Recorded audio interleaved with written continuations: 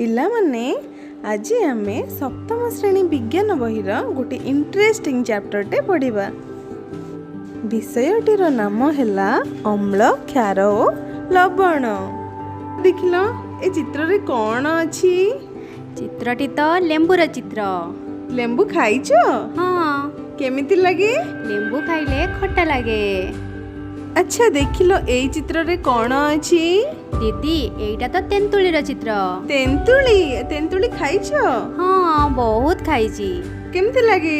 ତେନ୍ତୁଳି ବି ଖାଇଲେ ଖଟା ଲାଗେ। ଏଇଟା ବି ଖଟା ଲାଗେ? ହଁ, ଏଇଟା ବି ଖଟା ଲାଗେ। ଏଇଟା କ'ଣ? ଏଇଟା ଅଁଳାର ଚିତ୍ର। ଅଁଳା କେମିତି ଲାଗେ? ଅଁଳା ବି ଖଟା ଲାଗେ। ଓକେ।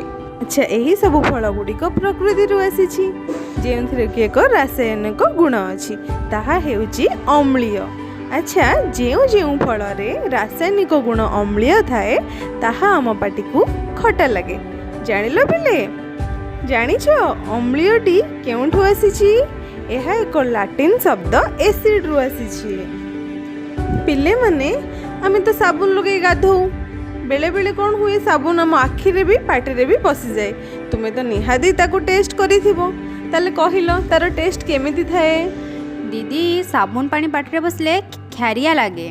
ମାନେ ଯାହାର ରାସାୟନିକ ଗୁଣ କ୍ଷାରୀୟ ତାହା ହେଉଛି କ୍ଷାରୀୟ ପଦାର୍ଥ, ଏବଂ କ୍ଷାରୀୟ ପଦାର୍ଥ ମାନେ ହାତକୁ ଚିକଣ ଏବଂ ସ୍ୱାଦ ତାହାର ଖାରିଆ ଥାଏ। ମାନେ ଏଠାରେ ଦିଆଯାଇଥିବା ସାରଣୀରେ କେତେକ ପଦାର୍ଥର ନାମ ଅଛି ଏବଂ ସେଥିରେ କେଉଁ କେଉଁ ଅମ୍ଳ କିମ୍ବା କେଉଁ କେଉଁ କ୍ଷାର ଅଛି ତାହା ଦିଆଯାଇଛି। ତୁମେମାନେ ଏହାକୁ ସବୁ ଖାତାରେ ଲେଖିନିଅ ଏବଂ ମନେ ରଖ। ପିଲାମାନେ, ଆମେ ତ ସବୁ ଜିନିଷ ଚାଖିକି ଜାଣିପାରିବାନି, କାରଣ କେଉଁଗୁଡ଼ିକ ବିଷାକ୍ତ ମଧ୍ୟ ଥିବ। ତେଣୁକରି ଆମକୁ ଏକ ସୂଚକ ବ୍ୟବହାର କରିବାକୁ ପଡ଼ିବ। ଆଚ୍ଛା କହିଲ ଦେଖି, ଏ ଚିତ୍ରରେ କ'ଣ ଅଛି? ନାଇଁ ଦିଦି, ଏଇଟା ଜାଣିନୁ।